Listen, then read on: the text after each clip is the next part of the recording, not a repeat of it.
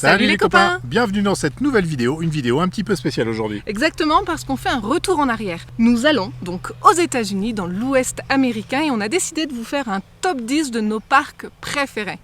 Alors on en a beaucoup débattu, tous ensemble, avec les enfants. On en a beaucoup discuté parce qu'on avait un top 10, mais on n'était pas d'accord pour le classement. Mais carrément pas d'accord. C'était d'ailleurs assez sympa de se rendre compte qu'on a vécu les mêmes visites avec la même météo. Enfin, il n'y avait pas d'éléments extérieurs qui pouvaient faire qu'on avait préféré ou pas. Et puis, en fait, on avait un classement extrêmement différent, tous les 5, et c'était assez sympa de débattre, et puis d'échanger, dire pourquoi nous on avait aimé, etc. Donc, c'était pas facile. Mais on a fini par tomber d'accord sur un classement. On a réussi à en faire un, en tout cas. Alors c'est marrant parce que les États-Unis, c'est vraiment un pays qu'on pensait juste traverser entre le Canada et le Mexique. Carrément. En tout cas, toi, t'espérais voir des beaux Oui. parcs. Moi, je dois vous avouer que j'avais tellement d'a priori sur ce pays par rapport à tout ce qui est véhiculé par les médias, etc., que pour moi, si on avait pu le sauter, ça aurait été aussi bien, en fait. Parce que pour moi, il n'y avait rien à prendre dans ce pays. On l'avait déjà dit, mais franchement, je le redis, quelle erreur, parce qu'on a adoré l'Ouest américain, sa faune, sa flore, tous ces grands parcs. La facilité pour y camper gratuitement partout, sauf sur la côte californienne à la rigueur. Mais là, on va vous parler des parcs américains. C'est vraiment un super souvenir de notre voyage. Un très très beau souvenir, et pour tous les 5, franchement. Ouais. Alors, volontairement, il y a un parc qui n'apparaît pas et il n'était même pas dans notre liste, c'est le parc de Yosemite. Alors je le précise parce que c'est un parc qui apparaît très souvent dans les top 10, les top 3, enfin peu importe en fonction des goûts des gens. Mais nous ne l'avons pas visité parce qu'on y était en hiver et que pour aller dans ce parc, il fallait des chênes que nous n'avons pas, et en plus la cascade, etc. Tout était gelé déjà, donc on a décidé de ne pas le visiter. Donc bien évidemment, il ne peut pas apparaître dans notre classement. Et une seconde précision avant de vous lancer ce classement, c'est que ces images, effectivement, comme Alison vient de le dire, datent de l'automne 2018, début de l'hiver. Et forcément, on n'avait pas les mêmes appareils pour filmer, on n'avait pas non plus la même expérience, même si on ne peut pas dire qu'on est au top maintenant, on a encore beaucoup de progrès à faire. Mais quand on voit ces images, on se dit qu'on a déjà un petit peu progressé, donc c'est assez sympa. Voilà, donc toutes ces images sont les nôtres. Oui, bien évidemment, ce sont les nôtres, donc avec une qualité de l'époque, mais il y a quand même de très très jolies choses à voir, donc on compte sur vous pour être un tout petit peu indulgent et vous rappeler que c'était il y a longtemps. Voilà, et on va se retrouver à la fin de ce classement pour 2 petits bonus. On vous lance tout de suite le numéro 10. C'est parti.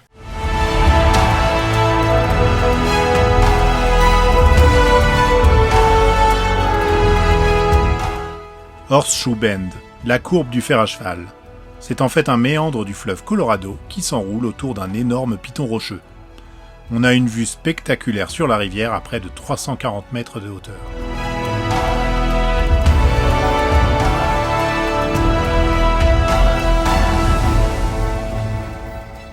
Donc c'est très facile d'accès, il y a un parking gratuit, et puis après... Il y a une petite balade de 20 minutes à 20 faire. Minutes. Ouais, 20 minutes en marchant doucement du parking pour aller jusqu'au point de vue. Mais ça vaut le coup. Voilà, c'est pas quelque chose qui est très très long, mais c'est quand même un endroit assez sympa. Alors c'était pas forcément sur le classement de tout le monde, c'était pas sur le mien par exemple, mais on est tombé d'accord et finalement il apparaissait pour les autres, et c'est vrai que c'est quand même un très beau panorama. C'est très joli.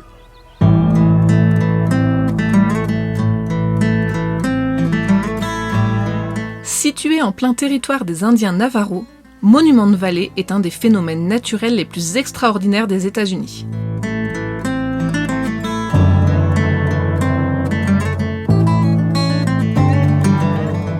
D'énormes pitons d'une roche rouge remarquable s'élèvent parfois à 300 voire 400 mètres.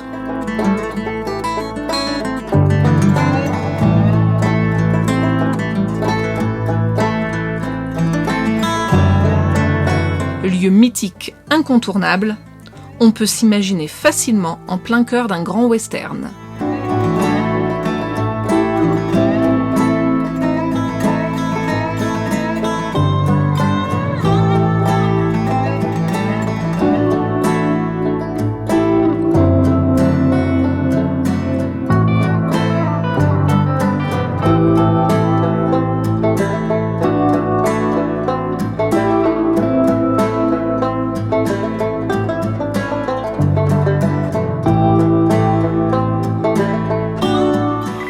qui l'avons fait, nous deux et trois. Et la plus grande, c'est elle. Bravo. Celle du milieu. Oui, les deux, ils sont presque pareils, on a fait exprès. Donc comme on vient de le dire, cet endroit est sur les terres des Indiens Navajo, donc l'entrée est payante. Ouais, il faut compter $20 pour le véhicule avec 4 personnes, sachant que pour les enfants de moins de 9 ans, c'est gratuit. Une autre précision assez importante, c'est que vous avez le droit de vous engager sur la Navarro Loop, donc c'est tout le petit circuit qui passe Autour de ces pitons rocheux. exactement. Vous avez le droit de vous y engager avec un véhicule léger classique ou avec un 4x4. Donc nous, avec notre camion 4x4, il n'y a eu aucun souci. Par contre, l'accès est interdit au camping-car classique. Donc il faut ajouter un tour avec les Indiens en 4x4. Exactement, qui n'est pas forcément donné. donné, ouais. Mais voilà, c'est une précision quand même assez importante si vous envisagez de le faire en camping-car. Mais ça vaut quand même le détour, ça fait vraiment décor de cinéma naturel. C'était vraiment joli à voir quand même. Bah, pour nous, c'était vraiment un indispensable.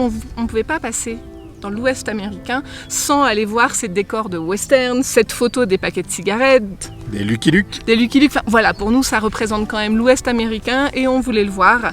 Donc, on n'a pas été déçus quand Non. même d'y aller et de voir ce Non, c'était très panorama sympa. exceptionnel.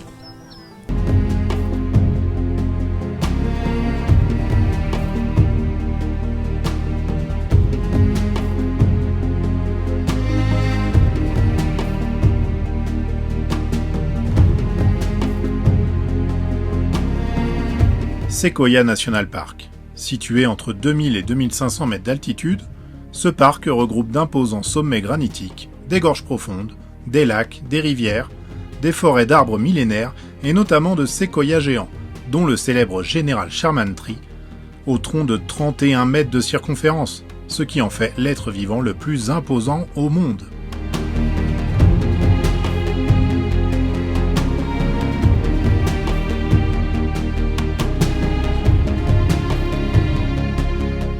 L'immensité des arbres qui s'y trouvent nous a convaincus de notre petitesse.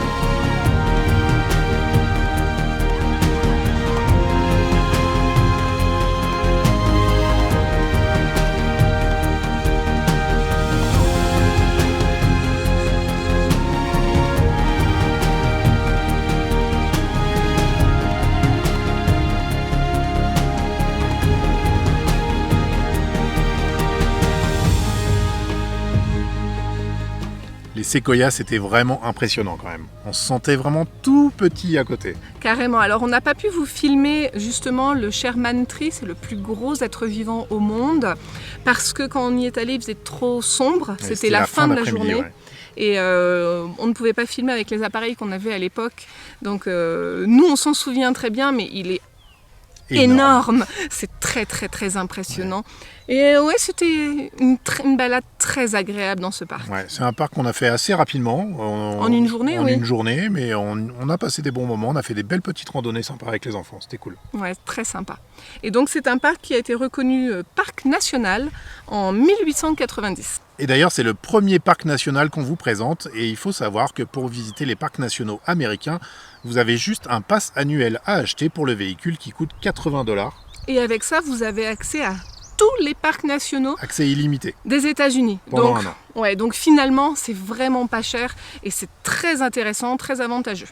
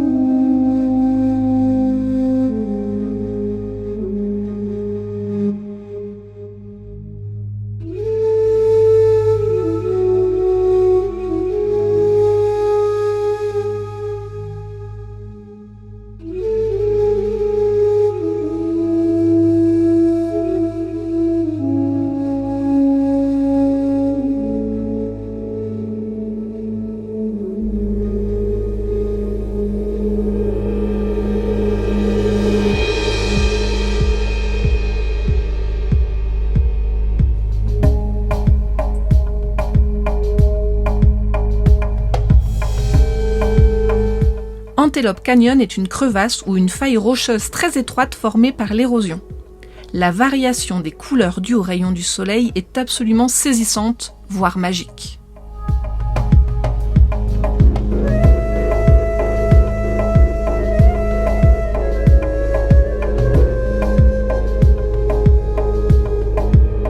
Alors ici, c'est comme un monument de vallée. C'est sur les terres des Indiens Navajo, donc l'accès est payant. Il faut compter $30 par adulte. $20 par enfant et c'est gratuit pour les moins de 7 ans. Exactement. Alors c'est pareil, c'est un incontournable. Quand vous êtes dans la faille, il y a des couleurs qui sont vraiment exceptionnelles. Très joli. C'est très très joli. Il y a peut-être un point un petit peu négatif, c'est que l'endroit est petit, la faille est assez petite, contrairement aux parcs nationaux qui sont extrêmement vastes. Ouais. Donc là, il y a beaucoup de départs et vous êtes obligé d'avancer par groupe. Vous n'êtes pas libre.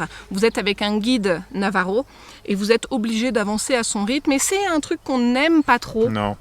Être poussé aux fesses comme ça, dépêchez-vous, il y a l'autre groupe qui arrive derrière. Non. Ça, on n'a pas trop aimé. Maintenant, ça n'enlève pas la magie du lieu quand même. Voilà, c'est quand même un endroit qu'on est très heureux d'avoir visité et la preuve, on le met quand même dans notre classement.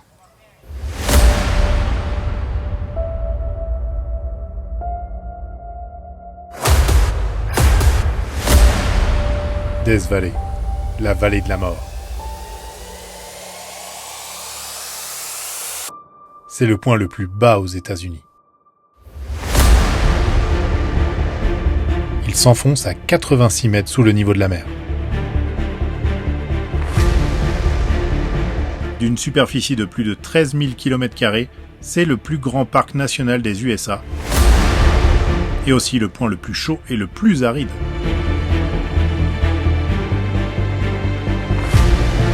Un désert impitoyable où la température en été dépasse souvent les 50 degrés Celsius.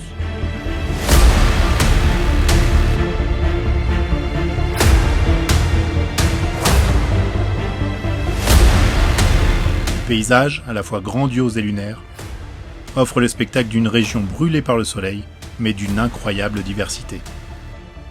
Montagnes et mers de sel, canyons et cactus, palmeraies et dunes de sable, cratères et phénomènes géologiques.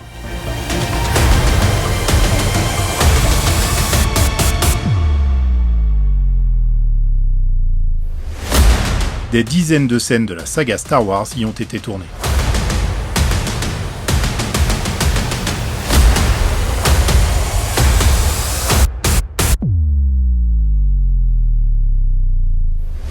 Ce lieu est vraiment incroyable. C'est gigantesque, on y a passé plusieurs jours et c'est tellement diversifié au niveau des paysages. C'est clair. Vous avez parfois l'impression d'être sur la Lune, d'autres fois vous êtes dans une oasis, vous avez des dunes de sable, un lac de sel. Enfin, ce parc est incroyable, vraiment incroyable. Et puis on y a appris beaucoup de choses. On a intégré un petit groupe avec un guide qui nous a raconté comment les mineurs extrayaient le borax à l'époque et surtout le plus intéressant, c'était de voir comment ils le transportaient parce qu'il fallait le traverser ce désert pour réussir à aller jusqu'au premier chemin de fer. Et donc ils avaient tout un convoi, mis en place un convoi avec 20 mules, parce que les mules sont les animaux qui consomment le moins d'eau, donc ils partaient avec une réserve d'eau à l'arrière du convoi, c'était incroyable. C'était vraiment très instructif. Exactement, on a adoré apprendre toute l'histoire de ce lieu. C'est également le lieu où il y a les records de chaleur aux États-Unis. Donc autant vous dire qu'on était bien content de le visiter en hiver. Ouais, c'est clair. Parce qu'en été, ça doit être insoutenable, vraiment. Ouais.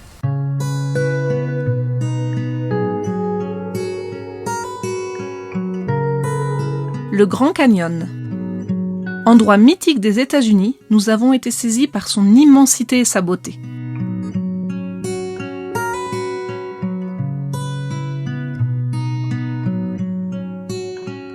Le Grand Canyon est l'un des phénomènes géologiques les plus étonnants de la planète, s'étalant sur plus de 2 milliards d'années.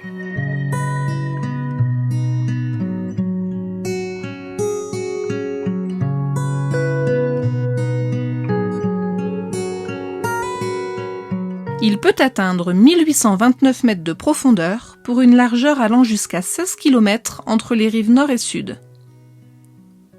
La rivière Colorado le sillonne sur une longueur de 445 km. Nous l'avons visité en hélicoptère et à pied avec une superbe, autant que difficile, randonnée pour aller toucher du doigt la rivière Colorado.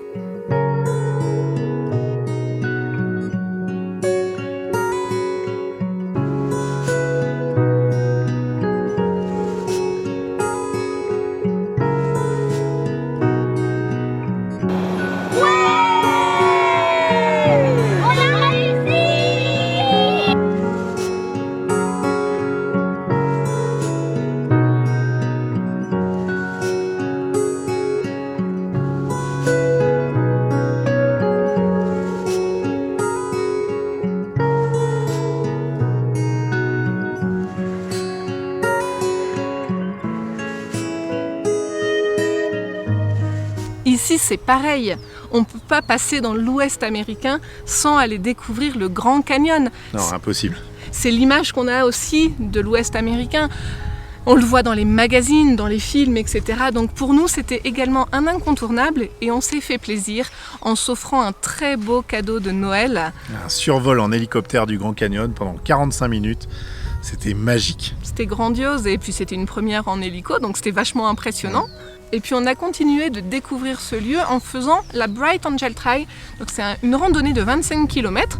Vous partez d'en haut, vous descendez jusqu'à la rivière Colorado, puis ensuite vous remontez. Alors, petite précision, elle est quand même déconseillée en une seule journée. Nous on l'a faite. Et c'était dur. C'était dur. En 2 jours, ça aurait été mieux si on s'était arrêté au refuge qui est en bas.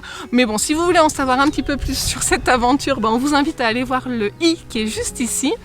Mais c'était quand même une randonnée très agréable et c'était incroyable parce qu'en fait, on ne se rend pas compte quand on est tout en haut qu'il y a autant de végétation en bas dans la vallée en fait.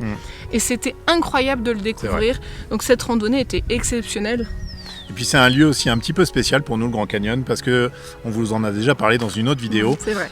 C'est le lieu qui a marqué un petit peu le tournant de notre voyage, où on a commencé à prendre plus le temps de découvrir les choses et de se poser et voilà, et de profiter, et de moins rouler, etc. C'est parce que c'est à ce moment-là, quand on est revenu au Grand Canyon, qu'on avait enfin plus d'épée de Damoclès au-dessus de la tête. On fuyait plus l'hiver en se disant il faut qu'on avance vite si on veut voir tous les parcs de l'Ouest américain. Et on venait juste de faire une boucle au Mexique pour relancer notre délai de 3 mois aux États-Unis. Donc là, on a soufflé. Donc là, on avait de nouveau 3 mois et donc c'était la première fois où on se sentait libre. Et là, on est devenus des voyageurs très lents. Voilà, et on a passé 10 jours au Grand Canyon à camper dans une forêt nationale juste à côté de l'entrée du parc. C'était super. Vraiment, on a passé des excellents moments là-bas. Oui.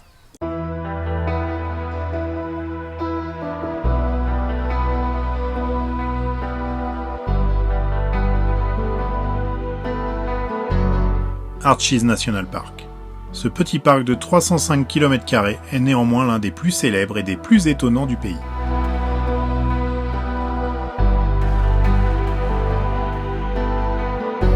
Environ 2000 arches de pierre, courtes, longues, massives, petites, côtoient des rochers suspendus, cheminées de fées ou falaises vertigineuses. Ces sculptures incroyables sont le résultat de 100 millions d'années d'érosion par le vent et le gel, mais aussi par le travail de l'eau, des températures extrêmes et du mouvement souterrain d'une épaisse masse de sel. Ce parc nous a offert des vues spectaculaires.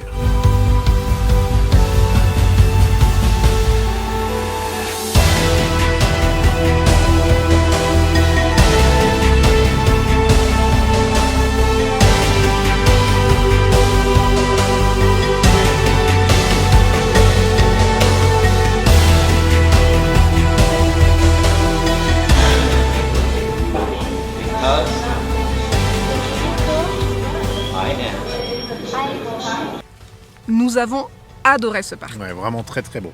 Il est exceptionnel. Il y a vraiment plein d'arches différentes, des balance-trocs. C'est ça, balance. Je l'ai bien dit. C'est des sortes de cheminées de fées comme on appelle. C'est la pierre rongée par l'érosion, mais au sommet, il y a de la roche d'une matière différente, ce qui fait que ça forme un gros rocher qui tient comme par magie presque.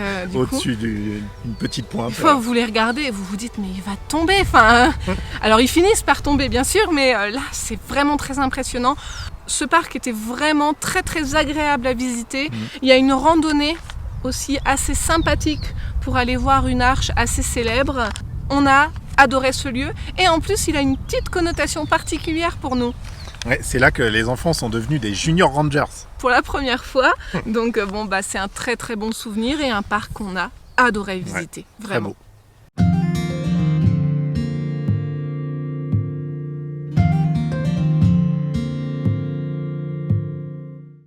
Du Dead Horse Point State Park, la vue sur le canyon est l'un des panoramas les plus photographiés au monde et vaut à elle seule le déplacement. La fameuse scène de fin du film Thelma et Louise a été tournée ici.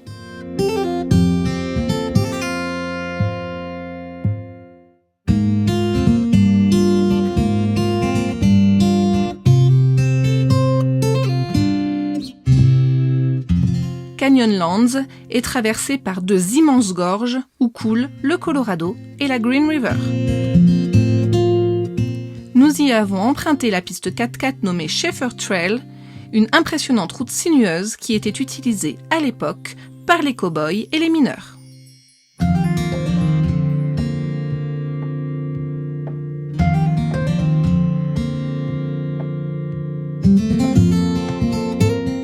Cette piste nous laisse un souvenir incroyable.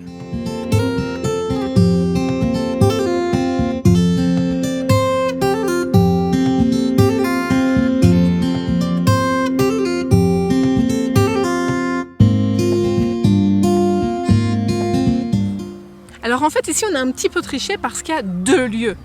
Ouais, le premier, c'est le Dead Horse Point State Park. C'est un parc d'État, donc il n'est pas inclus avec le pass annuel. Donc on a dû payer $20 l'entrée. Mais ça vaut vraiment le coup parce que vous avez un panorama extraordinaire. Sur Canyonlands, justement, sur Exactement. le parc qui est juste à côté, qui est incroyable. Le panorama est magnifique, Ouais. vraiment. Et ensuite, nous sommes allés à Canyonlands, là accessible avec notre pass, puisque c'est un parc national. Et alors nous, c'est un parc qu'on a particulièrement apprécié parce qu'en fait, il y a des pistes 4x4 dans ce secteur et avec le camion, après avoir validé ça avec un ranger, savoir si on avait le droit d'y aller avec la taille de notre véhicule, et il nous a dit oui. Donc on a fait notre toute première piste 4x4.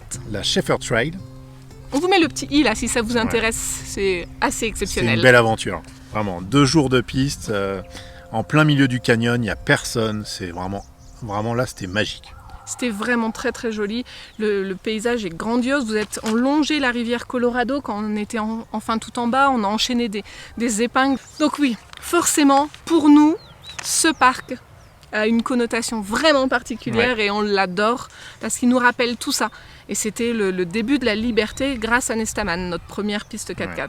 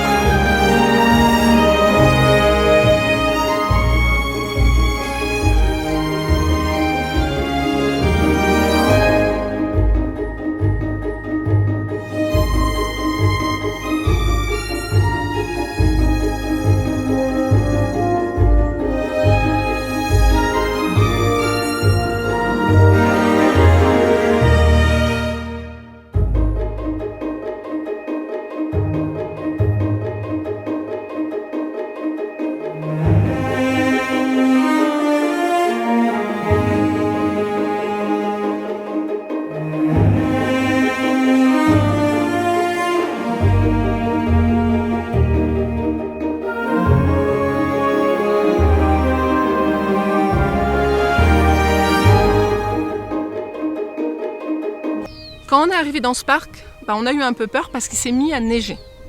Du coup, on s'est dit zut, ça y est, on va pas pouvoir le visiter, on va pas voir ces belles couleurs orangées, etc. Donc on était un tout petit peu déçus. Et finalement, il était aussi extrêmement beau sous la neige. C'était beau, ce beau tapis blanc qui recouvrait tous ces pics orangés. Là, c'était... Mais en même temps, on voyait toujours les houdous qui étaient bien oranges, donc c'était incroyable. Et ça donnait une ambiance particulière qu'on a beaucoup aimée au final. On a quand même fait la randonnée au milieu des houdous, dans cette espèce, ils appellent ça un amphithéâtre. Vous descendez dans l'amphithéâtre et on fait une randonnée là. Et comme il y avait de la neige, finalement on était tout seul. Alors on n'était pas équipés parce qu'on n'a pas d'après-ski. On avait mis des sacs plastiques C'est ça. dans nos chaussures, ça marche pas. On a quand même pris l'eau, mais au final c'est un super souvenir. Les enfants en rigolent encore de cette histoire de sacs plastiques, c'était trop drôle. Et on était tout seul, donc on l'a découvert avec une ambiance particulière. On a adoré. On a adoré ça, ouais. Ce parc est vraiment magnifique. Tous ces houdous là, vous vous baladez au milieu de cette grande cheminée, ces houdous et tout. Très impressionnant. Voilà, pour nous, on était tous d'accord pour qu'il soit Numéro 2. numéro 2.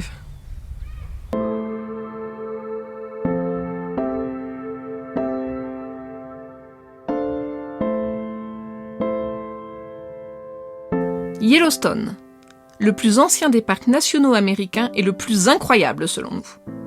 Cette merveille rassemble toutes les beautés de l'Ouest américain sur 9000 km², soit à peu près la superficie de la Corse.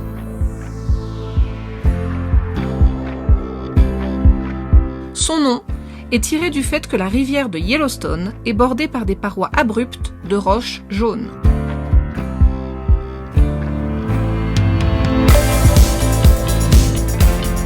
Des milliers de geysers, des sources chaudes et des mares de boue bouillonnantes sont le résultat d'une intense activité volcanique à seulement 3350 mètres sous terre.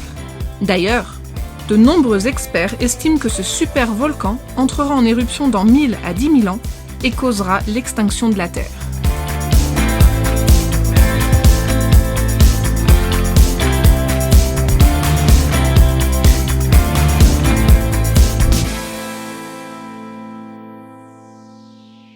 Bon, ça nous laisse quand même assez de temps pour aller admirer ces paysages extraordinaires, les bisons, les wapitis et même les grizzlies.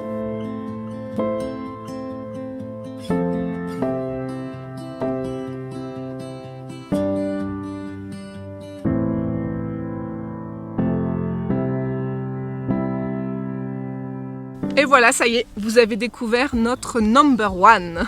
Le premier parc national américain qu'on ait visité et notre préféré. Ça, c'était unanime pour toute la famille, c'est vraiment le préféré. C'est là qu'on a vu les bisons, c'est là qu'on a vu des ours. Et puis toute cette diversité en fait, ces geysers, cette eau bouillonnante, vous avez de la boue aussi qui bouillonne, etc. Le grand prismatique avec ses eaux complètement bleues, vertes, etc. Ça c'est incroyable, c'est magnifique.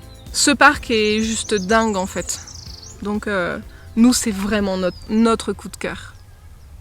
Et voilà, c'en est terminé avec notre top 10 de l'Ouest américain. Mais comme promis, on va vous lancer une petite séquence bonus. Avec 2 bivouacs qu'on a adorés. Vraiment des bivouacs exceptionnels sur le lac Mead et le lac Powell. On envoie ça, on envoie les images et on vous reprend juste après.